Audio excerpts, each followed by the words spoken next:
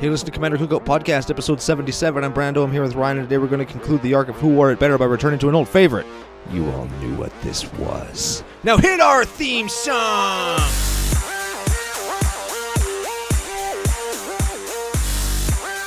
Hey, Ryan. We're back for yet another whirlwind adventure. How you doing? Good. What's going down? Whole bunch is going down. We have reached the end of this ride of CCO beating the crap out of WotC at their own game and rebuilding pre-con EDH product. And we're going to do an old favorite that I'm sure everybody saw coming when they realized what we were doing. Yeah, end of an arc. Always feels like, one of your children is moving out, or, you're moving off to college, or, You're packing up your boxes and you're moving into the dorm room and you found that old sweatshirt that you have never washed and it's tucked in behind your bookcase, and you think to yourself, 1, why do I own a sweatshirt? 2, why did I tuck it behind my bookcase? When you said sweat and behind your bookcase, not what I thought you were going to say sweat sock. That is significantly different, both in what you do with it, where you wear it, and why it might be behind your bookcase. Yeah, but see, everybody was expecting that. And based on this arc, we're not doing what people are expecting, are we? Gross. Yeah, also don't Google that. Do not Google. Do not. You know what it means, though? Also, the end of an arc means a giveaway. Oh, yeah. Yeah. We're going to talk about the giveaway in just a second. How about social media coordinates? Social media coordinates. We are CCOPodcast on Twitter and tappedout.net. That's where you can see this week's list, last week's list, next week's list, and any other list that we talk about throughout the course of the show. We're commandercookout@gmail.com. That's where you can send us love mail, hate mail, show suggestions. No nudes. Well. We've been pretty lucky with the nudes over the last little while, so that's all I'm going to say. We're also Commander Cookout on iTunes, Google Play, Google Machine, YouTube, Facebook, Patreon, edhrec.com, Flipside Gaming, where you can use promo code CCOFU to get 10% off your order store-wide, and the official home of Commander Cookout Podcast on the internet, commandercookout.com. Yes. Yeah, I'm getting that note down, I think. I don't know. Actually, we have a girl that I work with. She's the girl that did that get fucked thing for us. Oh, yeah. She's a professional singer, and I showed her that just to say, like, hey, how good am I doing this? And she was like, Brando, just stop. Quit your actual day job. Yeah, just give up. You're not a singer. And dreams crushed a little bit, but I'm still here. Speaking of commandercookout.com, we have some additional content going up there fairly soon. Ooh. I'm working on a little bit of a welcome article, and before the show we were talking about probably what you're going to see first from Commander Cookout. Yeah, we've been talking about this for a little while now. We're thinking we might start doing a bonus episode. Ooh, what does that mean?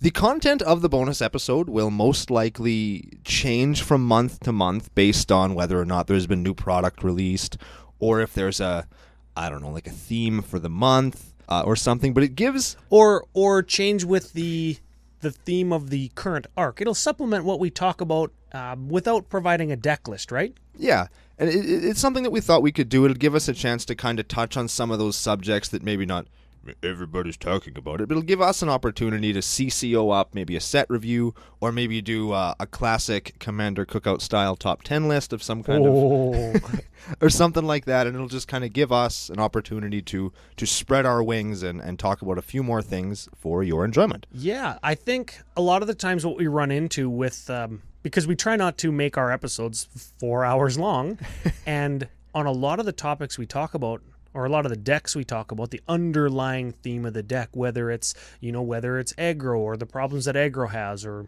how the metagame interacts when you have too many control decks, whatever, right? Like, there's a lot of stuff there that we kind of leave buried under the table because we just run out of time. And the bonus episode is going to let you guys in a little bit more of on what we think about outside of just brewing decks.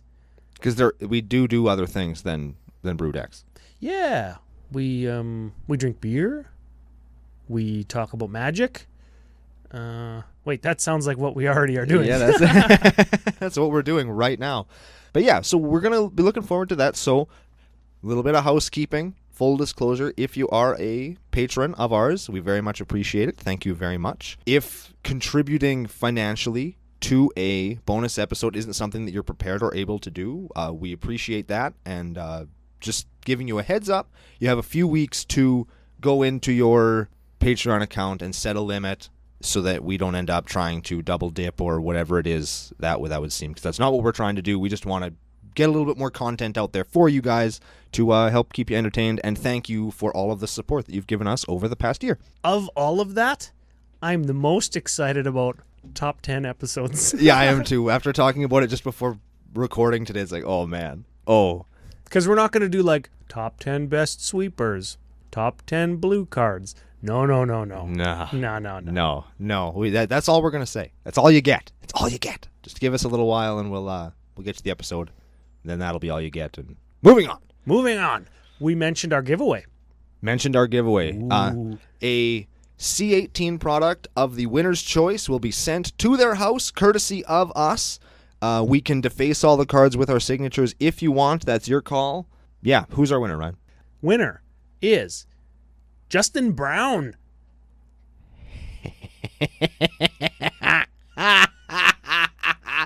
Justin Brown. I didn't even think of that. He gets a nickname just for winning. It's too good. It's too good. And I'm sorry about that, man. Don't Google it. Nope. Do not. Do not. Okay, Justin Brown. When you listen to this, hit pause. Go on your email. Get at us at commandercookout.com or send us a private message on Twitter at CCOPodcast or at CCOBrando, or send us a private message on Facebook. Yes. You are the winner. Get us your address. We'll shoot you a C18 deck of your choice. Tell us which one you want. Yeah. Congratulations, and thank you for listening. And thank God this arc is over, because now I can crack the other decks that he doesn't want. I've been waiting so long, patiently. I thought about gambling and like opening one that I didn't think anybody would pick, but just our luck, that person would pick that. I'd open up the Windgrace list, and it's like the crappiest list, and somebody would be like, hey, I want the Windgrace thing from CCO because I want to show everybody that I'm awesome. And then I'd be like, shit.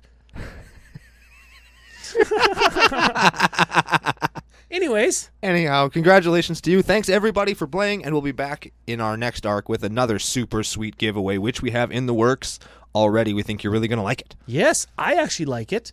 And something that we've been working on for a little bit. It's not a deck giveaway.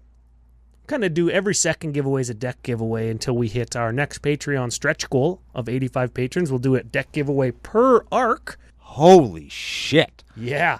This one is not that, but I do like this one, and I actually own already some of this product. So that's all we'll say. A little bit of a teaser there for you. It's going to be cool. Going to be very good. Shoutouts? Shoutouts. We have one shoutout. Patron. Deezer Irons. Irons. That sounds familiar. He used to be a patron. He had to stop patroning for a while because of whatever. He's back now. Pledged more than last time. He's back with a vengeance. Deezer, patron vengeant. Oh, I like that. He gets a badass nickname. That's a good one. I like that. Okay, so Deezer, thank you very much. Yeah, thanks a ton, Deezer. And F you. Yeah, F you. Yeah, we haven't said that to somebody in a while. So, Deezer, you got it. You got the shout out. I think that there's going to be lots of FUs this episode. Well, yeah, but to us and to the cards that we're playing. Yep. So, why don't you just let's break the ice. Let's everybody knew it was coming. Yeah. Okay, we're gonna play a game. This is Brando's favorite game. It's called Guess What? It's my favorite game to play in the whole world, and we're gonna play it with everybody that's listening right now. So we're doing an arc where we're taking pre-made Commander product and we're CCOing it up. I've got this look on my face that I just like smelt dog shit. Yeah, it looks like you just crapped your pants. So who's the first person, we'll use person, to jump into your head when you hear we're doing that? Who's the first one? Is it Thrasios and Timna? Is it Prosh? We did Prosh. Yep. Is it Animar? Saskia? Who is it? Who's the one? Everybody's thinking, they're all thinking, racking their brains. What's the pre-con general that CCO would definitely do? I'm smelling dog shit again. Yeah, they got it. They definitely got it. Everybody guessed Atraxa Creator's voice. Oh, I hate that bitch. Welcome back to Project Atraxa, motherfuckers. Yes! Yes! So, we have taken everybody's favorite commander based on the number of lists at edhrec.com, which is now hovering just under 6,000. And we're going to tune her up. We're going to tune her up the way that she should have been. No, we're not. No, we are not. Nobody should ever do this. So, yeah, what does that mean, the way that she shouldn't have been? What is this deck? What is this deck? What does that mean?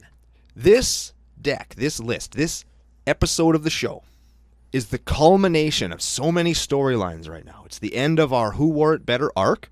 Obviously, we've swept WotC every week. Every week we've swept them. We're going to sweep them again this week in spite of ourselves. Yeah. It's also the culmination of CCO Nation helps Brando build a stacks list. Oh, no. And we are going to do Stacks Traxa. Stacks Traxa. Oh, I love the name. That's a great name. The name is awesome. Yeah, so... Everything else?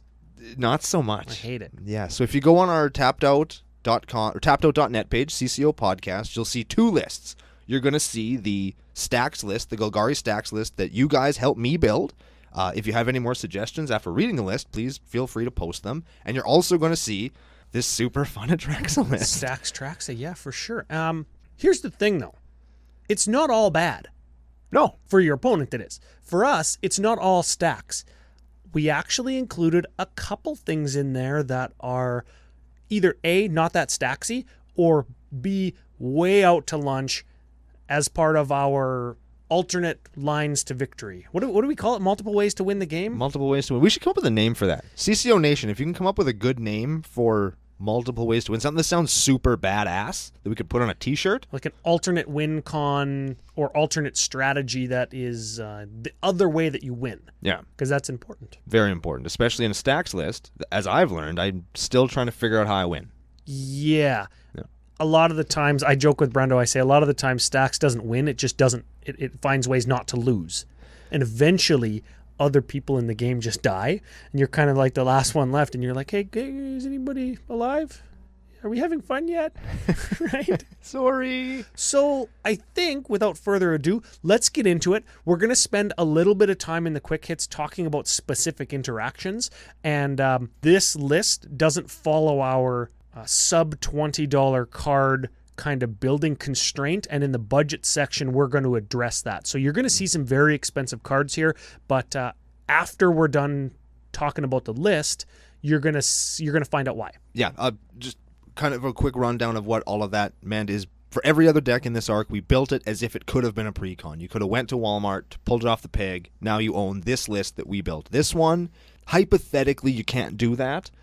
But in the budget section, we're going to, like Ryan said, we're going to address that exact point. Hypothetically, you could do it, but you would never be able to do it because WotC isn't really that keen on printing, like $100 reprints. Yeah, right. Because especially not in pre-con product, because the one that has the $100 card in it gets bought out, and everything else collects dust on the shelf. Yeah, and they have no interest in the secondary market, so they would never do this. They have no interest in the secondary market, but what they have a keen interest in is card availability. Right. Yeah. Right. Okay, before we get into the list, couple stats. Card draw cards. There's 6 of them, but they're all repeatable, and a bunch of them are on Planeswalkers. Who are we to not include Planeswalkers in our Atraxa deck, right? So it doesn't seem like there's a whole ton of card advantage in the deck, but the ones that are there are very good. And you have to remember that in stacks, card advantage a lot of the time means card denial for your opponent instead of card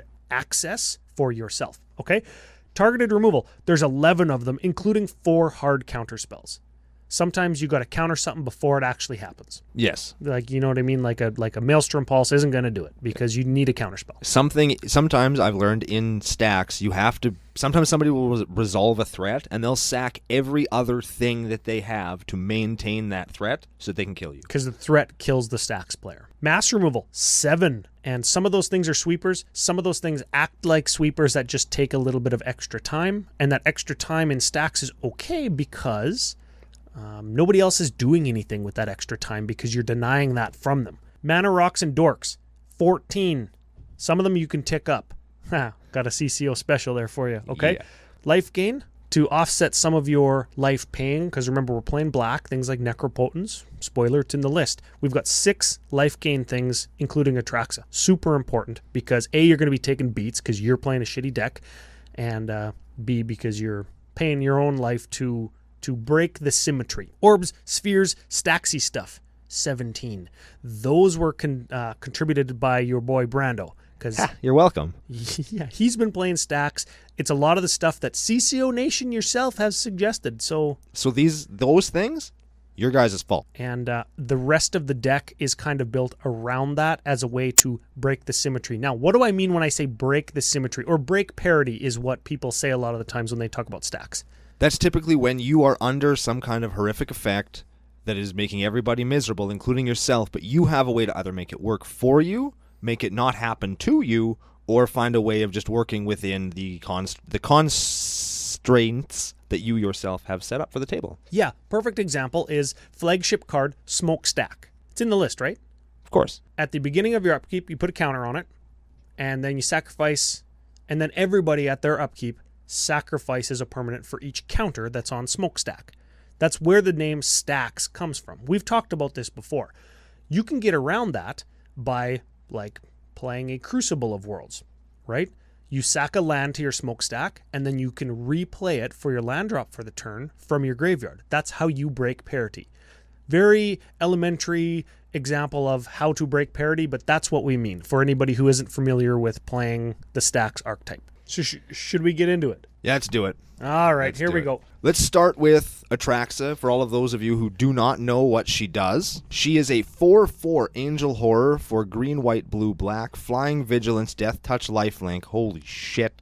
At the beginning of your end step, proliferate. At the beginning of your end step, so you play her and her triggered ability happens that turn, unlike a lot of A, cards in this deck, and B, cards in fucking Magic. Yeah, super awesome. Insane. Super awesome that it happens the turn that you get her, right? Kind of like Biovisionary, right, Sean? I got two right Seans in this episode. The next one, you'll see in our artifact section. Okay, we're going to start the creature section with Deathrite Shaman. Oh, baby. So, 1/2 Elf Shaman for Golgari Hybrid. You can tap it to exile a land card from a graveyard to get a mana of any color, or you can go black, tap, exile an instant or sorcery. Each opponent loses 2 life, or green, tap, exile a creature from a graveyard. You gain 2 life. Awesome, because it's a mana dork for 1. Cool. You can play the tap and untap game to make opponents lose a bunch of life off of that. There are a couple ways to do that in this deck, and you could play the tap, untap game to gain a bunch of life back that you've lost. So lots of the times Deathrite Shaman acts as like a mana dork and that's it. But in this list, because we can tap and untap it, we actually can use all 3 abilities to pretty good effect. The littlest planeswalker. Yeah. That's what people call him. Next up, we have Deep Glow Skate. This was a list original, getting kind of expensive. Also, it's a fish. It's really good. I like this card. 5 mana, 3/3. When it enters the battlefield, you can double the number of counters on any number of target permanents. I thought I had to reread it there because I thought it was any one permanent, but it's any number of permanents get double. So you got some mana rocks with counters. You've got some +1s. We've got some planeswalkers. We've got soot counters. Everybody gets better. And we're going to see what kind of ways we have to bounce Deep Glow Skate to really take advantage of it. A skate is a stingray, not a shoe with a knife on the bottom. Just so that we're all on the same page. Yeah, okay. Okay. I didn't know that. I live in Canada. We have knifey shoes and not so many fish. Correct. Next up, we have EDH staple, Ewit, or Eternal Witness. Yeah, green 1, 2/1, human shaman. Still wish it was an elf shaman. Whatever. Enters the battlefield, get a card from your graveyard, put it into your hand. Now, also important when you can bounce it and replay it once a turn or multiple times per turn, because the things that you sacrifice to something like your Smokestack actually can just go back into your hand. And I want to jump ahead a little bit to Chasm Skulker? Chasm Skulker. You got it. When you draw a card, he gets a +1/+1 counter on it, and when he dies, you get X, 1/1 blue squid creature tokens for the number of +1s on him. Okay, so you get +1s on him whenever you draw a card. Cool. Keep him around a couple turns. You proliferate him with Atraxa. You sacrifice him to your smokestack. You get a whole ton of squids as a result of him dying. And then you just bounce your Eternal Witness in and out with a couple things we're going to find out about later. And you can get your Chasm Skulker back and cast him every turn and sacrifice him every turn. As long as you can get a couple counters on him, you're going to be making enough squids to break the parity of smokestack. Because you're sacrificing shitty squid tokens, and they're sacrificing their one land they get every turn. Yes. All right, next up we have one of the nicer arts in Magic, in Hannah's Ship's Navigator. Oh, baby. She's my baby. Blue, white, 1, 1/2. You go blue, white, 1, tap. Return target artifact or enchantment from your graveyard to your hand. Everything that I just said about Eternal Witness, same thing. Except with Hannah, she just untaps, so you don't have to bounce her. You can get that thing you sacrificed every turn again. Neat. How about Hiroki Dust Drinker? Is that how you say that? Hiroki Dust Drinker? Or is it Hokori? Hokori. Yeah, you're right. I've never actually heard or said that card out loud before. Yeah, I've never said that word out loud before either. I've said it in my head 100 times, and neither of the ways either of us said it were actually how I pronounced it in my head. I like the way I said it better. Hiroki Dust Drinker. Hiroki, your mother's a whore. White, 2, 2/2, landstone untap, and at the beginning of each player's upkeep, that player untaps a land he or she controls. Classic stacks card, because it denies resources. It's Winter Orb or Static Orb. It's one of the orb effects that only lets you untap one land. Neat. It was attached to a 2/2 body. And you can attack with it, right? So you deny everybody else's resources, so they don't have anything, and you just dink them every turn for 2. Eventually, they're going to be at a fairly low life total. Less than you, for sure. For sure. How about Icarats? Icarats. This is one of our alternate ways to win, right? You Correct. put this one in there. I did. Atraxa staple, because we want to have Atraxa as often as possible in the list, right? Because she's going to make us mana. We're going to find out how. Icarats. Black, 1 for 2/1 infect. When it enters the battlefield, each player gets a poison counter. She's also going to proliferate those poison counters. It's brutal. It's dirty. It's what Atraxa does all the time. And it's also what one of the Atraxable teams built into their list. Oh, yeah. Phil DeLuca and Ryan from Brothers War Podcast. Yeah, that's how they won their pod in Atraxable. And Icarats, everybody's like, oh yeah, it's slow, 1 counter per turn, takes 10 turns, da-da-da. Stacks don't care, because you're not going to be doing anything, because you're not going to have anything to combat me with. Yeah. Right? You're just going to get that 1 poison counter return. And you're going to like it. And eat a plate of shit. How about Combal Consul of Allocation? Yeah. 3 mana, 2/3. Whenever an opponent casts a non-creature spell, that player loses 2 life and we gain 2 life. So again, that's a dink every turn, and we're gaining life back to counteract some of the life that we're going to be paying. I understand. Let's talk flavor for just a second. Sure. I understand why this is an Orzhov card. Black, white. I understand that. But the name and the picture and everything else just looks like an Azorius person to me. Could this not just have been like anything else? It's a human advisor. It sounds like a dirty, rotten politician. Yeah, I think that's the point. Dirty, rotten politicians in Kaladesh were trying to hoard all of the ether from everybody, and they were trying to control it and make people like pay for it. Kind of like big pharma or big oil companies or big energy companies in the real world. Scumbags. Those guys would be black-white, wouldn't they? Yeah, probably. Yeah. I think they hit it on the head with Combal. All right, how about Necroplasm? You give this one a read. This is a Brando Stacks special. Yeah, this is a good-ass card. And remember, once you read it, we can proliferate it to skip one of these things. One of these triggers. Okay, it is a 1/1 for black, 1. It's an ooze. At the beginning of your upkeep, put a +1/+1 counter on it. At the beginning of your end step, destroy each creature with converted mana cost equal to the number of +1/+1 counters on it, and it is dredge 2. That's a Necroplasm. Necroplasm. So it gets a counter, and then at the end of the turn, it kills everything with converted mana cost 1. Next turn, it gets a counter. Kills everything, converted mana cost 2. Actually, the turn it comes into play, because you didn't play it on your upkeep, it kills all the tokens. Oh yeah, it gets a 0 drops. The next turn, it gets all the 1-drops. So it gets all the tokens, then it gets all the dorks, then it gets all the enablers, then it gets all your good stuff, then it gets all your really good stuff. That's right. Now, the only thing about this card is if you can proliferate it at your end step with Atraxa and then trigger its ability, you skip the destroys everything with converted mana cost 3 part, so it lives, but then your Atraxa dies because it kills everything with converted mana cost 4.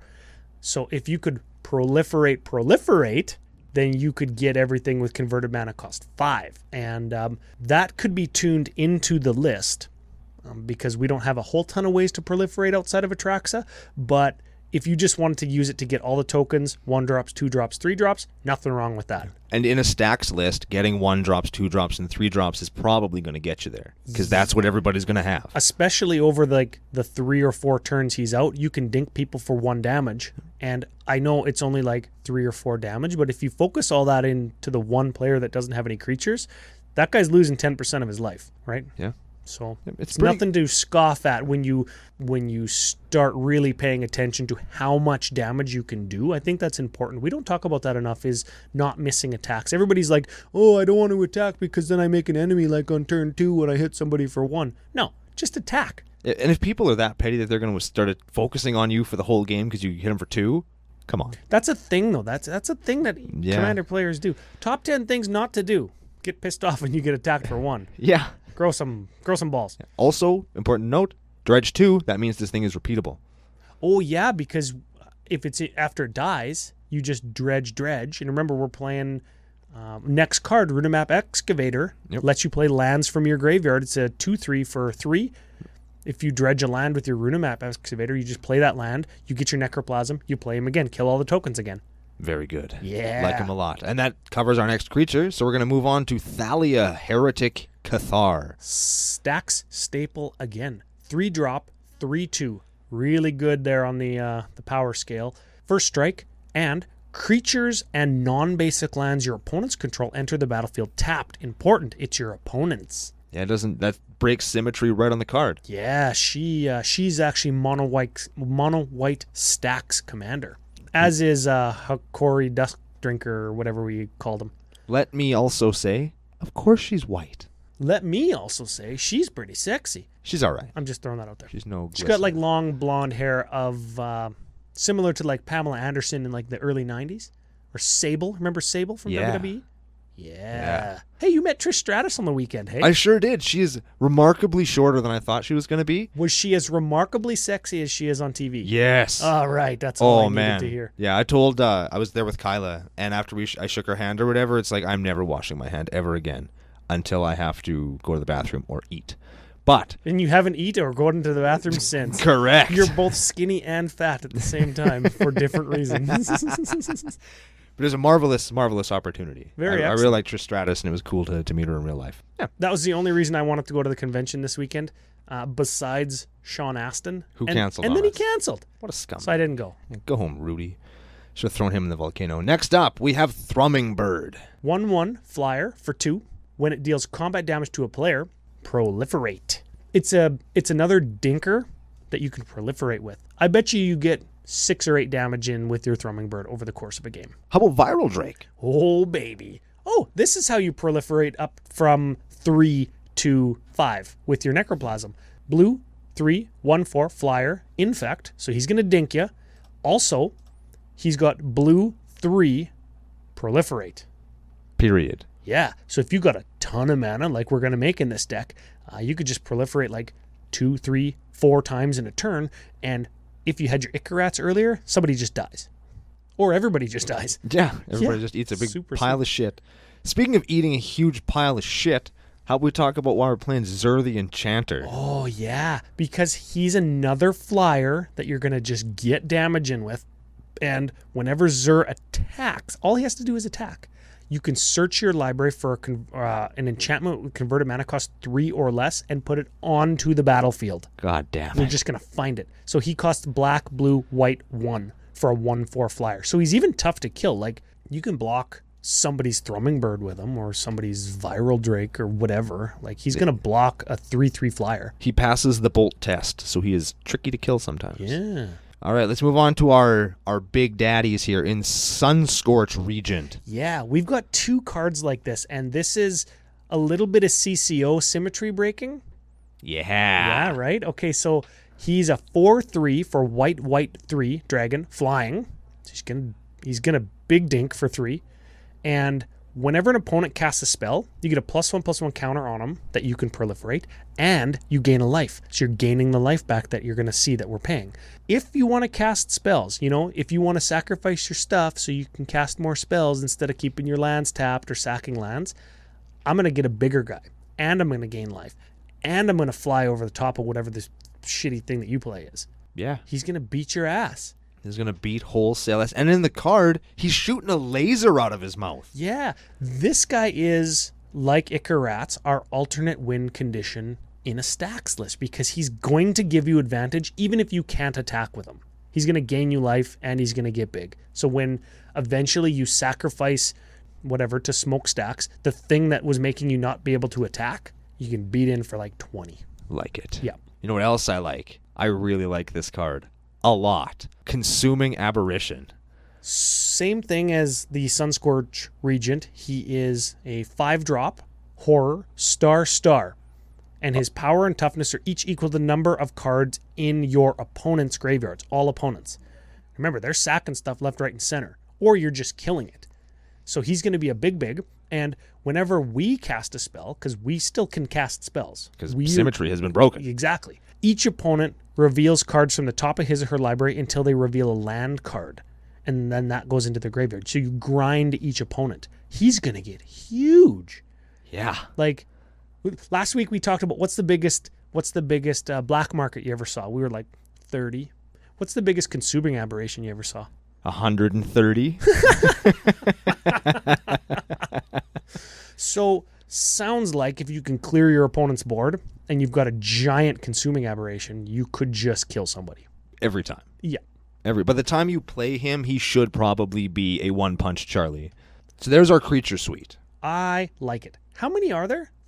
17. 16 and a Traxa. Yeah. It's probably a little bit high for a stacks list, but we are breaking symmetry with some of them, and we are value towning some of them with the Eternal Witness and Chasm Skulker and stuff. All right, we're going to move into some instants and some sorceries. Okay, a little bit faster here because these are more typical and very, I think, straightforward. Yeah, we can bash through these real quick. Instants, 7 of them, starting with Anguished Unmaking. 3 mana. Exile target non-land permanent. You lose 3 life. There's our first life losser to just dust something. How about Capsize? 3 mana, bounce a permanent, buy back 3. Got lots of mana, just buy it back and keep bouncing stuff. Let me take a quick step back to Anguished Unmaking. Do you replace it with that new Golgari removal spell, Assassin's Trophy? Ooh. Because, yeah, you're giving them a land, but you're going to dust the land anyway. Is it better to pay less, kill a thing? I just didn't exile it. Yeah, I could see argument for both. Or on the other end, Windgrace's Judgment, instead of costing 3 in Anguish Unmaking, Windgrace's Judgment costs 5 and it kills one of everybody's things. But that's a sorcery, right? This is an instant, just like that one that you were talking about from Return to Ravnica. Yes. Yeah. All right, moving in. How about Counterspell? Blue, counter target spell. Cyclonic Rift. Oh. Blue 1, return a permanent to its owner's hand, or Overload for 7, return everything that isn't yours to their hand. Which is pretty good when they ain't got no land. They can't replay any of it. Oh, yeah. They're chucking that shit all day. So they think, oh, that's so good when you've got that one player who's like, oh, I'm going to land my big threat because that's what Brando and Ryan said to do. That's how you beat stacks. I'm going to sacrifice all my land instead of my creature. Cyclonic Rift. Oh. Owned. Anyways. How about Force of Will? It's a free counterspell. How about Mana Drain? That's a free counterspell, but you get the mana next turn. Let's read it, because I don't think we've ever played that card in a deck before. Mana Drain is blue, instant, counter target spell, period. New sentence. At the beginning of your next main phase, add an amount of mana equal to this countered spell's converted mana cost to your mana pool. You get colorless mana the next turn. Yeah. Is it colorless? Yep. That shit. Card sucks. Card's not even good. Why are we playing that? Sorry, your next main phase, not your next turn. Because it's awesome? Yeah, it is Because awesome. it's a free counterspell, pretty much. It's very good. It's a hard counter with upside. And it's got an amazing picture on it. The new one, at least. I don't think I like the old one as much. I like this new one lots. I like the old one. Let's move on. Swan Song. That's a hard counter for blue. Counter target enchantment, instant, or sorcery spell. Its controller creates a 2/2 bird with flying. Fine, they get a bird. They're going to have to sacrifice it. It doesn't matter. It's a 1-drop counterspell that counters an instant or sorcery. Probably something that is going to maybe wrath your board or get rid of Atraxa or like a Vandal Blast. A nice Vandal Blast dirtbag. That's what I was going to say. Yeah. All right, let's do some sorceries. There's 3 of them. Yeah. Starting with Austere Command. White 4, choose 2. You can destroy all artifacts or enchantments or creatures with converted mana cost 3 or less or creatures with converted mana cost 4 or more. It's like a choose your own adventure, right? You just pick the 2 types of cards that are most problematic to your strategy and you kill all of them. Very good. Yeah, really good because probably you want to leave Atraxa, but you want to get all of somebody's tokens so they can't sacrifice them to smokestacks, but you also want to get all enchantments. How about Toxic Deluge? As an additional cost, pay any amount of life. It's a 3-drop.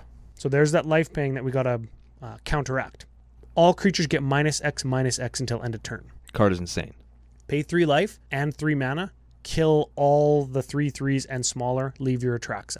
Dang. Yeah. How about Yahenni's Expertise? Same thing. All creatures get -3/3. This time for black 2. And then you may cast a card with converted mana cost 3 or less without paying its mana cost. It's pretty good. So you just get a free whatever, right? Like a free mana rock or a free orb or sphere for your stacks for free after you've killed all the creatures. Now, what kind of thing could you get with it? Maybe an enchantment of some sort. Yes, let's read them. Maybe one of the following 11 enchantments, starting with Aura of Silence. Artifacts and enchantments your opponents cast cost 2 more to cast, and you can sacrifice it to destroy target artifact or enchantment. Really good with Hannah Ship's Navigator, and costs 3 mana, so Yahenni's Expertise can get it. Break Symmetry all by itself, and you can get rid of it to dust that thing that the person forced through. That one thing that they really needed, so they force it through, pay the extra. Yeah. Fuck that. Then you just get it back. See ya. How about Aura Shards, Brando's favorite card in all of Magic? You can get this with Yahenni's Expertise as well. Whenever a creature enters the battlefield under your control, destroy target artifact or enchantment. So awesome with Chasm Skulker. Yes. Also, Yeah. if you ever want to beat a Stacks player, play an Aura Shards. Yeah.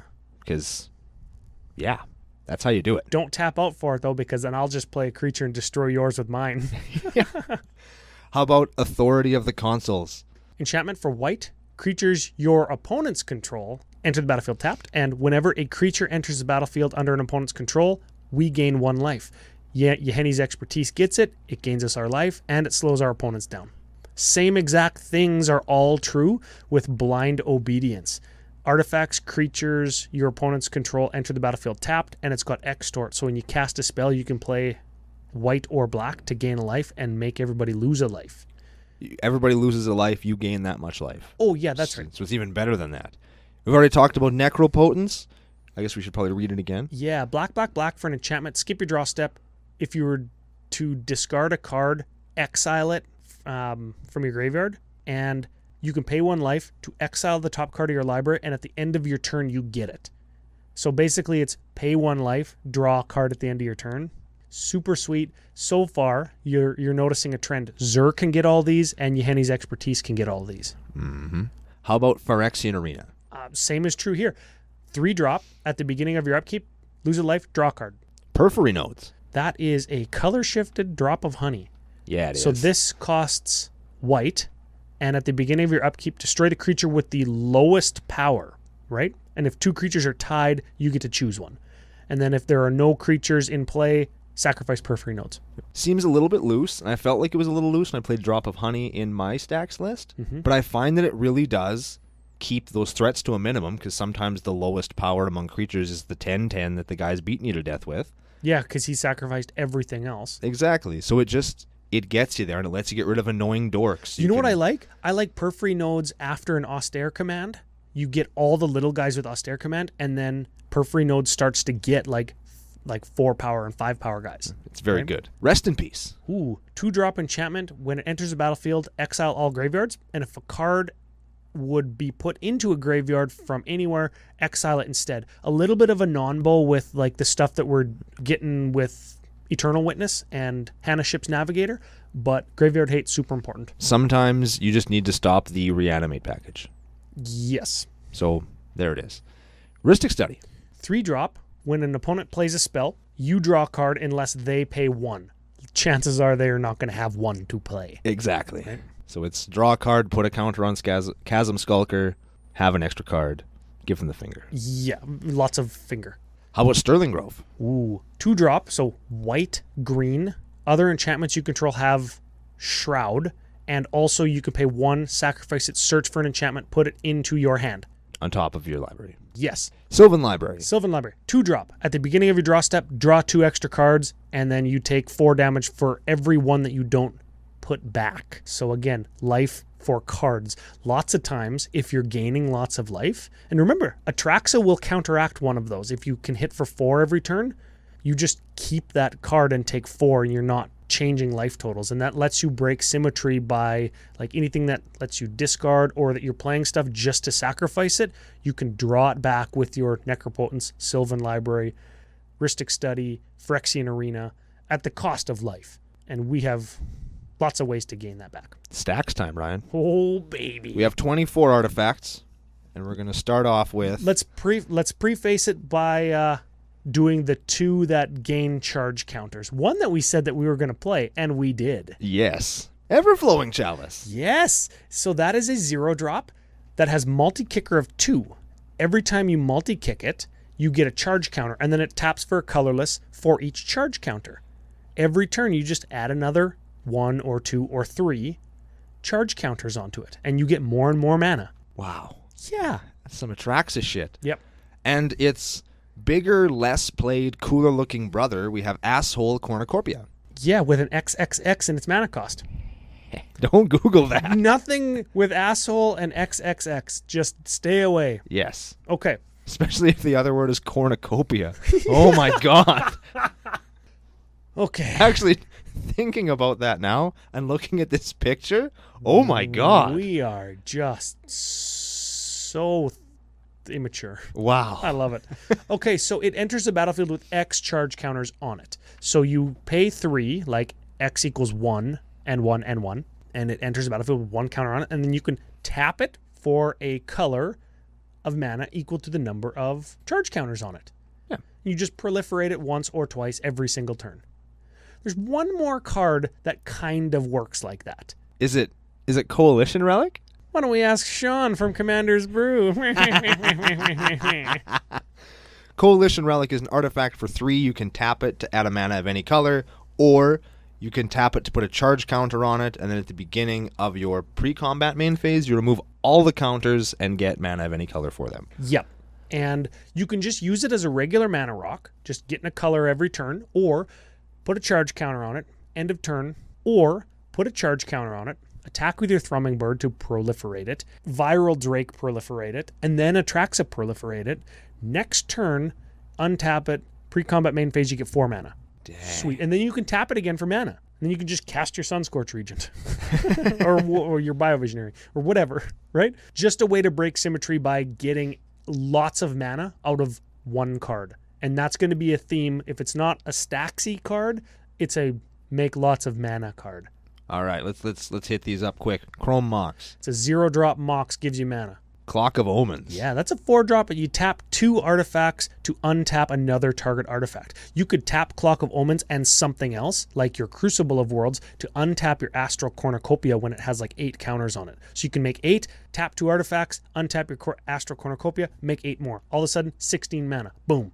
Next up is the aforementioned Crucible of Worlds. 3-drop lets you play a land out of your graveyard. How about Crystal Shard? This is how you bounce your Eternal Witness. So 3-drop, you can pay blue, return a creature to its owner's hand unless its controller pays 1. Well, just guess what? You never pay 1. You just don't pay 1. Yeah, or if somebody's tapped out and they have like something that you don't want, you just bounce it to their hand and they can't pay 1. Dig it. Yep. Damping Sphere. Damping Sphere is if a land would tap for more mana than 1, it adds colorless instead. Also, each spell cast after the first one costs an additional 1 more, right? So it shuts off Storm, and it shuts off like your big mana green deck, your big mana black deck. Big mana green, big mana, it shuts off your Cabal Coffers. It shuts off. Yeah. It shuts off Tron lands. It shuts off Temple of the False God as well, right? Yep. God. How about Defense Grid? 2-drop.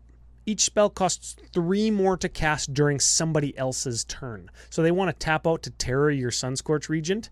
They've spent 5 on it, and then we can still counter it if we want with our counterspell, right? Brutal. Erratic Portal. Same thing as Crystal Shard, except it costs 4. You can pay 1, tap it, return a creature you control to its owner's hand. Mana Crypt? That's your 0-drop, taps for 2, but it deals 3 damage to you card. And oh baby, that breaks symmetry for the cost of a card. How about Mana Vault? Same thing, except it gives you 3 mana at the cost of 1 mana and a card. Super expensive. We're going to talk about those in a minute. It just occurred to me how many things are being included here as inventions. How about Meekstone? Yeah, Kaladesh Invention, right? 1-drop, creatures with power 3 or greater don't untap during their controller's untap step. So your Chasm Skulker doesn't untap. Doesn't matter. You're just going to sacrifice it and get a bunch of squids. Guess who's got Vigilance? Atraxa. That bitch. I hate her. How about Mox Amber? 0-drop Mox gives you mana. Mox Opal. 0-drop Mox gives you mana. Smokestack. Oh, there is a Smokestack. Makes everybody sacrifice everything. So good. Sol Ring. Sphere of Resistance. This makes spells cost 1 more to cast. So when you've dusted everybody's land, you start to tax them for playing stuff. And the same thing is true for a couple other things that we're going to cover here, but instead of making them cost more, you just don't allow lands to untap. Static Orb. That's what Static Orb does. As long as it's untapped, players can't untap more than 2 permanents during their untap step. You know what's awesome is end of your turn, Clock of Omens, tapping my Static Orb. So at the beginning of my turn, my Static Orb's tapped, and then I untap everything. Yeah. Right? You know what else Static Orb works really well with? One of my favorite cards, Tanglewire. Tanglewire. Tap your Static Orb, right? So Tanglewire has Fading 4 for a 3-drop. At the beginning of each player's upkeep, that player taps a artifact, creature, or land for each fade counter on Tanglewire. And during your upkeep, you remove a fade counter. So it goes from 4 to 3 to 2 to 1 to 0. Then you sacrifice it. If you want to keep stuff tapped down, you can proliferate it with Atraxa. Cool. If you want to just let it tick down and then die and then get it back with Eternal Witness, also good. Or Hannah Ship's Navigator. Also you can just replay it, right? How about Thran Dynamo? 4-drop gives you 3 mana. Throne of Geth. Oh, I forgot about this one. 2-drop, sacrifice an artifact, proliferate. So you could sacrifice a orb or like Tanglewire or something. If it's holding you down, sacrifice it. You can get your whatever you need. You need 5 mana for your Sunscorch Regent. Sack your Sphere of Resistance, proliferate, and then Eternal Witness your Sphere of Resistance back the following turn. Very cool. How about Torpor Orb? Stops enter the battlefield abilities from happening. You have no idea how prevalent that is. You don't know how good that is until you play it and you look around the table and everybody's looking at you like they are actually going to murder you. Yeah, so it's a 2-drop, and remember, it's creatures entering the battlefield don't cause abilities to trigger. So that works for enter the battlefield abilities on creatures themselves, but also triggered abilities that trigger from like an artifact. Or an Aura Shards. Oh, it is a little bit of a non-bow with Aura Shards. But you know what it's not a non-bow with? When somebody else is playing an Aura Shards. Which is way more critical than you playing an Aura Shard. For sure. Doesn't shut off your Chasm Skulker because that's a die trigger. Yeah. And lastly, we have a Winter Orb. As long as it's untapped, players can't untap more than 1 land during their turn. So again, you just tap it some way or another, and you tap your Static Orb and your Winter Orb to your Clock of Omens. You untap something else that you don't really care about, and then like your Mana Vault, so you don't take a damage from it. And you give everybody the finger. Yeah, it's or awesome. your Throne of Geth, so you can proliferate again. So cool. Yeah. All right. Lastly, but certainly not leastly, we have our Planeswalker suite. There's 5 of them. Yeah, and I picked I think maybe the best 5 for this particular stacks list. You picked some greasy-ass bros. Let's start with Elspeth Sun's Champion. Probably the best Commander Planeswalker. I think so. 6-drop, white 4, +1 is put 3 soldier dudes onto the battlefield. 3. The -3 is destroy all creatures with power 4 or greater. So it does get your Atraxa, but it doesn't get your tokens. It doesn't get your soldier tokens or your Chasm Skulker tokens. Even after you've altered her ability and made them all into 2/2s with flying. Yeah, still doesn't get them. Yeah. And 4 loyalty. Who cares about the ultimate? Let's move on. Garruk Wildspeaker. 4-drop, 3 loyalty, +1, untap 2 lands. That's it. Really. You do get a dude. You could make dudes with him, but I feel like he's there to untap your lands. He's there to untap your lands, but never discount a 3/3 dude. Nope. Because remember, you can dink somebody for damage. You got a bunch of 1/1s and some flyers and a 3/3. All of a sudden, you're hitting for like 15. Everybody's favorite. All right, Ryan. Jace the Mind Sculptor. Oh, yeah. Blue 2, +2, Fate Seal. So that is like put a creature on the bottom of its owner's library, whatever. 0, Brainstorm. -1, Unsummon. -12, Mind Sculpt. Essentially, somebody's hand becomes their library. So you can proliferate him and Brainstorm every turn, and he eventually will Mind Sculpt somebody. Yeah. I think that is hugely, hugely powerful. It's insane. You just draw your 3 cards from Brainstorm. So what? You got to put 1 back. You draw your 4 cards a turn with Jace, and you tick him up, while all your stacks artifacts just do whatever they do, and you don't have to do anything else. Yeah. Yeah. He can win games all by himself. We were talking about her before the start of the episode for a reason having nothing to do with the text on her card. That's a teaser. And is Liliana of the Veil. 3-drop, 3 loyalty Liliana, +1. Each player discards a card. Each player. So there's the symmetry. Fine. -2, target player sacrifices a creature. And -6, Choice of Damnations, I think? Yeah, it's where you take all permanents that target player controls, separates them into 2 piles. They get 1 pile, and you sack the rest of them. Pretty cool ability. What I like is, so you've got 1 or 2 creatures. Okay. -2, sack a creature. End of turn, proliferate. You could do that a bunch of times because her -2 kind of just turns into a -1. And if you randomly get somebody that has 1 card in their hand and you go, each player discard a card, you're getting the last card in someone's hand, right? It's pretty good.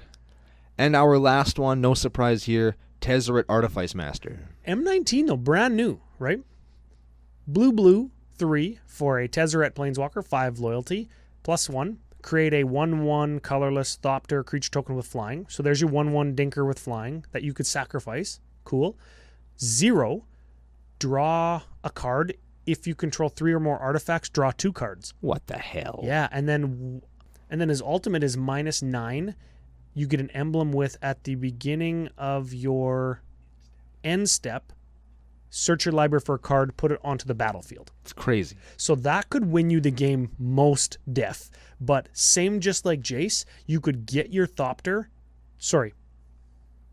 Same just like Jace, you could draw 2 cards from his 0 and then proliferate him up.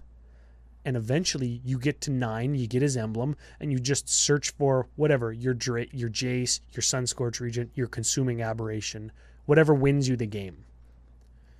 Every turn. Gall dang. It's super good. So that's the deck. That's the totally fun, totally fair deck that we built. Should we push into now that we've seen that we have a Lily, we have an Elspeth, we have a Jace, we have like 9 Kaladesh inventions, we got a Littlest Planeswalker and the Deathrite Shaman. How do we justify this budgetarily, Ryan? How do we do that? Well, we don't really, because realistically, this deck would never be printed by Wizards in a pre-con in like this, right? Never. But every single card in this deck, including all of the land, there's no duels in here. There's fetch lands, shock lands, filter lands. Every card in here is not on the reserved list. So all of these are reprintable. Every one is reprintable. And like last week, Shieldred and Massacre Worm we hit on. There's no reason for a lot of these cards to be expensive. Okay, we know you don't want them in standard. You don't want a Mana Vault in standard. Yeah, that would. But they insane. put a Mana Crypt in Eternal Masters, and that was a $120 card.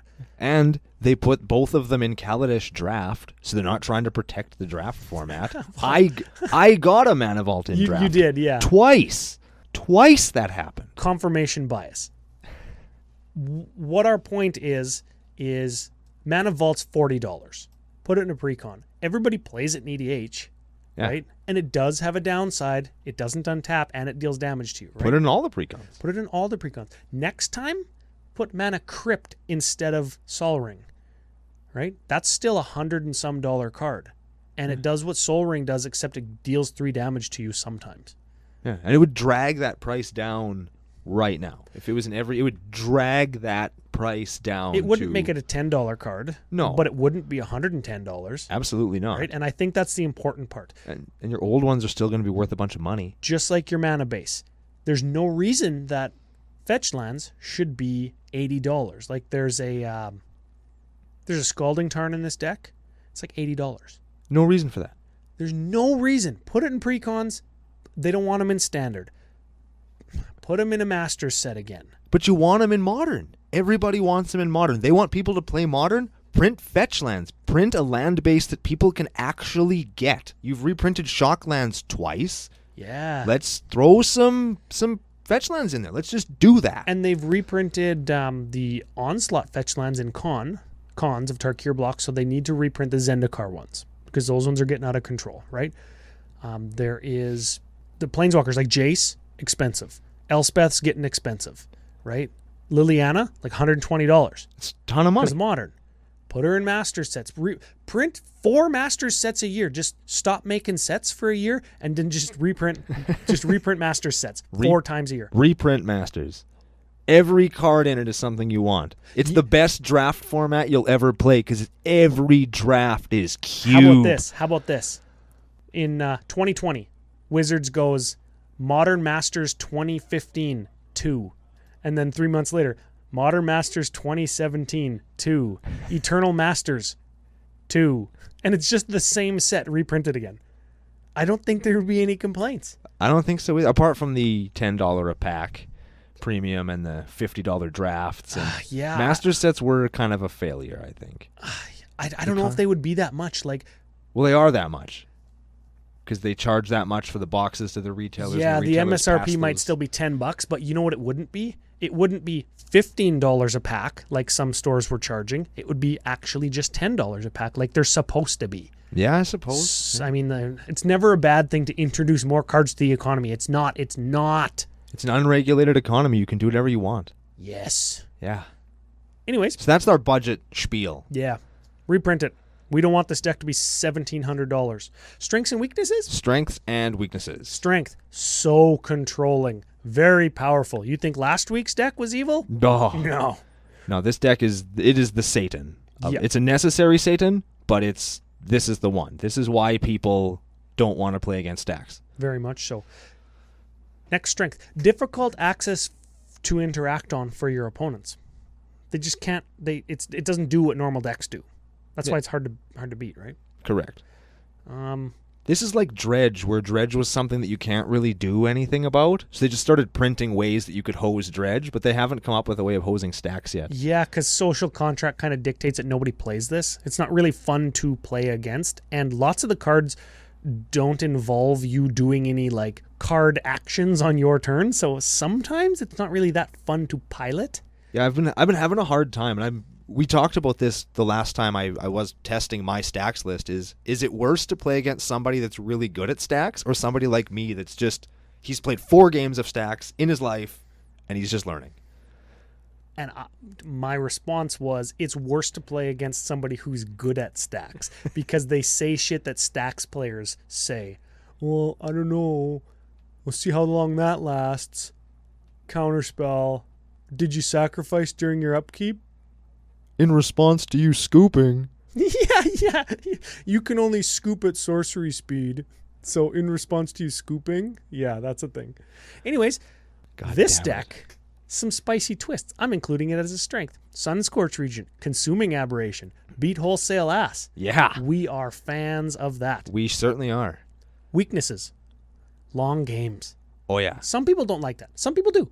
Yeah, some people like but this will always be a long game. Yeah. Unless you get just pummeled immediately, this is a long game deck. This is going to make the games long. Leads right into our next weakness. It stops people from playing Magic. While that's a strength, if you're looking to win with your stacks deck, it is a weakness in that nobody else is really having that much fun. And we don't really condone you sitting down and playing this deck every single game, every night. Yeah, this is when you bust out. Like, I've been playing mine fairly consistently because I'm trying to learn how to play it. And I think mine is a little bit less oppressive than this one. But if you're going to play this every week, people are eventually just going to either bust out their turn 1 die combo list, or they're just going to be like, okay, and they'll just ignore you. Like, you're not even there. It's like, yeah, you can have a turn, but while you're having a turn, Evan's also going to have a turn, and we're just going to play a game that doesn't involve you at all. Yeah. Yeah. Last thing. You need to be good at piloting this deck. Threat assessment is key. Politicking is very key. Comes down to, I guess, like making a plan and sticking to that plan and being okay if somebody resolves something that they think is going to win if you know your plan is still better. Yeah. Right? Little teaser. That's a little tidbit from an article I'm working on right now. Making a plan and sticking to it, right? I think like your plan needs to be ramp, so you break the symmetry of the deck, or break the symmetry of the game by making more mana, landing your Atraxa, and then after you've set up your mana advantage with your long game Atraxa advantage, then you start to stack them. That's, I think, how you play this deck. And if something happens that kind of puts you off of that plan, you have to be able to, within the game, figure out how to get back onto that plan. It's difficult to do. Within a hypothetical framework, if you have a Proliferator, an Atraxa, and a Tangle Wire, you could lock everybody out of the game forever.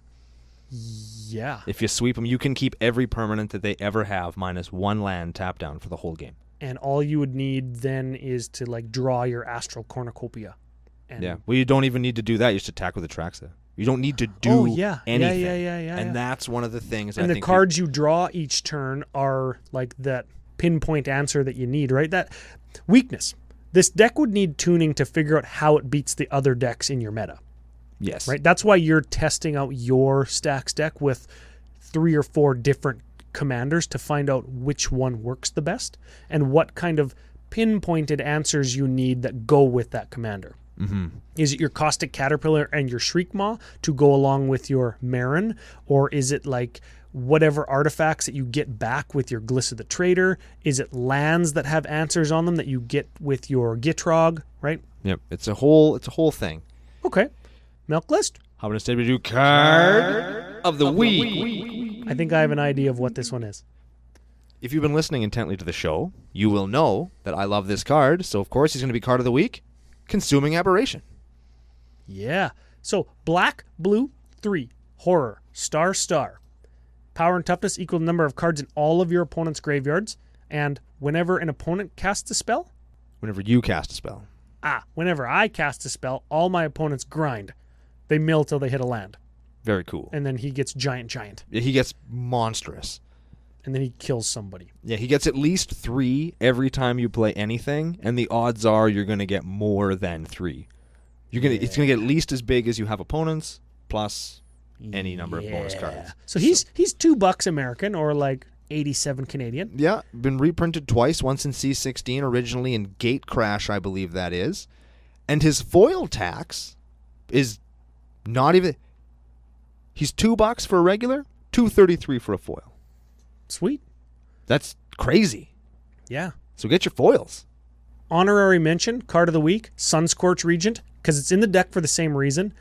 It's a big flying dragon that gains you life instead of a big dumb idiot that beats your opponents down. They both do the same thing. Also, Sunscorch Regent almost killed Jesse the last time we played with that little kid that was playing dragons. Totally into it. So cool. Okay. Milk list? Milk list. As per edhrec.com, these are the most popular cards at each converted mana cost in the color combination we are talking about today. Witchmaw. Witchmaw. Or black, green, blue, white. Or not red. At the 0-drop slot, Astral Cornucopia. Yeah. Asshole Cornucopia. That's number 1. Okay. Soul Ring at 1 drop. Of course. Yeah. Thrumming Bird at 2. Yep. Chromatic Lantern at 3. No. Not playing it. Nope. Tezzeret's Gambit at 4. Nope. It's another proliferate one. Deep Glow Skate at 5. Yes. Yeah, that was a list original in Atraxa. Got to keep that one for sure. Merciless Eviction. No. I almost said both those wrong. Dune Blast at 7. Nope. Ugin the Spirit Dragon at 8. Nope. Ingarrick's Wake at 9. Nope. Really? Yeah. Jin Gataxis Core Augur at 10. No. That dick. Primeval Protector at 11. No. Blightsteel at 12. Nope. Emrakul the Promised End at 13. Nope. And that's as high as it goes. Huh. Yeah. No Draco, no Dinkmouth Infusion? Yeah, no, what the hell? This is another deck that we could probably play Dinkmouth Infusion in. Do not. Do not. 3 Milklist matches. And they're all early game rocks, basically. Or like the cheapest, best proliferate card that there is in Thrumming Bird. Yeah, for sure. Okay. Spice Calculator. Spice Calculator. Pretty spicy, despite being an Atraxa stacks list. Whatever. There are 50 unique cards from the EDH Rec stock list. For Hell Atraxa. yeah. Yeah. So super unique. There's 2 tutors. We could cut it down to 1 if we didn't want to include the $10 that could be reprinted. Sterling Grove. Yeah, definitely. Yeah, but Are whatever. those really $10 now? Yeah, dude. Jeez. Foils are like 7,000. Are they really? Yeah. I have one. 4,966 Atraxa lists on EDH Rec. Holy jeepers. EDH Rec ranking. Number 1 in Witchmaw, number 1 overall. Period. So Not close. She's not spicy because everybody knows her. But here on Project Atraxa, your CCO boys give you something different. Okay, average converted mana cost 2.72. We're playing stacks, baby. Super low, yeah. Critical turn 4. Land Atraxa. You can potentially win the game Yep. as long as she sticks. Cool. Optimal game size 4. This is your sitting down with, your crazy control deck and 2 other combo decks, and you're the stacks list, and you have to control everything. You have to control the control decks. You are doing some serious shit when you're playing this deck. For sure. So with that 50 uniqueness rating, punch it all in. Boop, boop, boop, boop, boop, boop, 46 spicy. We just about hit the 50 test. Yeah. Now, if we cut down to 1 tutor, and that 1 tutor because it was in the stock list on edhrec.com, let's pick another beater, like another Consuming Aberration type card. That's our plan B to win. It'll up our uniqueness to 51. That takes us to a 62 spicy. Nice. You could play that Hydra that has Myriad. Yeah. That'd be a good one. Yeah. Yeah. You have to sacrifice the tokens after, right? Like at the end of turn or whatever? Yeah, but I mean, you're still doing, 8? Yeah, you're still getting a whole bunch of damage in for 1 card. Yeah, it's 1 card that beats down everybody at the same time. Yep, and that's I like pretty cool. If we did that, we would go to a 62. That is the 50 test with honors. Ba-boom. That's a spicy deck. That's how we do it. Okay. Super cool. Look at us go. Yeah. We're a little crunched for time. That's the list. CCO Nation. I swear to God, this is going to be like the last time we talk about stacks for a good long while. Absolutely. We've been beating it to death. Brando's got his list made. We have concluded the arc of who wore it better. Clearly we did. We've won far and away more rounds than WotC has because we've won every week. I think WotC could make it up to, I guess, the Magic community at large if they took some of the cards that were in this list and reprinted them. Sure. I would accept that as a fair offering from WotC to CCO Nation, and I would take credit for it. Absolutely. I would be right there with you. Okay.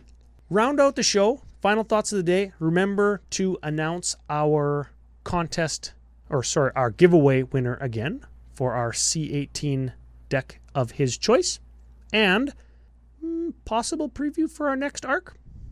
Well, that's lots of stuff. Yeah, I know. 2 weeks away. Next arc, 2 weeks away. Next week is going to be an in-between show that we like doing. A little bit less deck listy, more talky. I got nothing. Give us your final thoughts of the day. I just about called him Richard Brown.